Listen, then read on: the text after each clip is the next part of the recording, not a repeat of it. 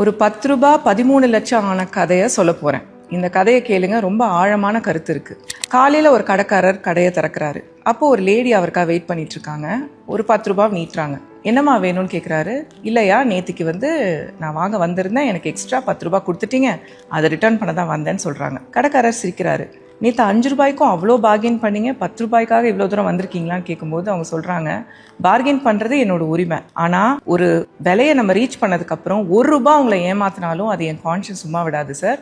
அதுக்கு தான் நான் வந்திருக்கேன். இன்ஃபேக்ட் நேற்று நைட்டே வந்தேன், நீங்கள் கடையை மூடிட்டீங்க, அதனால 2வது வாட்டியாக காலையில் வந்திருக்கேன்னொன்னே கடைக்காரர் ரொம்ப ஆச்சரியப்படுறாரு. 10 ரூபாய் தானம்மா, எதுக்காக 2வது வாட்டி இவ்வளோ தூரம் வந்தீங்கன்னு கேட்கும்போது, சார் அது உங்களுக்கு பெரிய விஷயமா இருக்காது, ஆனால் எனக்கு பீஸ் ஆஃப் மைண்ட் வேணும். என் ஹஸ்பண்ட் உயிரோடு இல்லை, எனக்கு சொல்லி கொடுத்தது ஒன்று தான், யார்கிட்டயும் 1 ரூபாய் கூட நம்ம ஏமாற்றக்கூடாது. நம்ம ஏமாத்துறோம்னு நினைக்கிறோம், ஆனால் மேலேருந்து பார்க்குற கடவுள் இதெல்லாம் பார்த்துட்டே இருக்காரு, அக்கௌண்ட் வச்சுட்டு தான் இருக்காரு.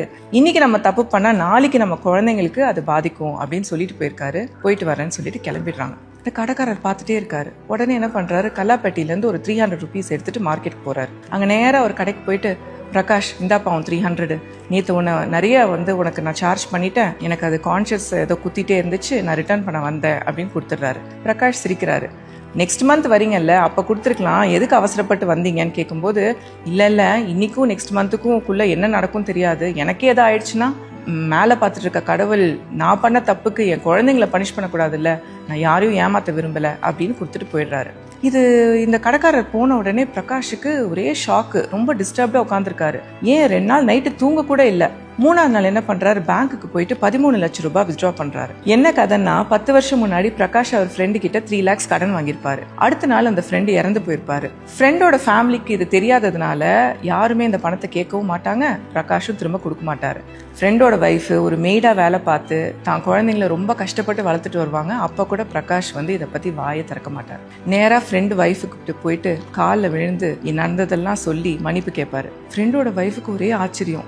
ஒரு ரூபாவும் அந்த அம்மாவுக்கு ரொம்ப கஷ்டப்பட்டு உழைச்சி சம்பாதிக்கிறாங்க. இந்த 13 லட்சங்கிறது ரொம்ப பெரிய டீல் அவங்களுக்கு. அவரை பிளஸ் பண்ணி அந்த ரூபாயை வாங்கி வச்சுக்கிறாங்க. இந்த லேடி யார் தெரியுமா? ஃபர்ஸ்ட் சீன்ல ஷாப்கீப்பருக்கு 10 ரூபாய் ரிட்டர்ன் பண்றதுக்காக 2 வாட்டி நடந்து போய் கொடுத்தாங்கல்ல, அந்த லேடி தான் இந்த லேடி. ரஜினி சார் சொல்ற மாதிரி தான், நல்லவங்களை கடவுள் சோதிப்பாரு, ஆனா எப்பயுமே கைவிட மாட்டாரு.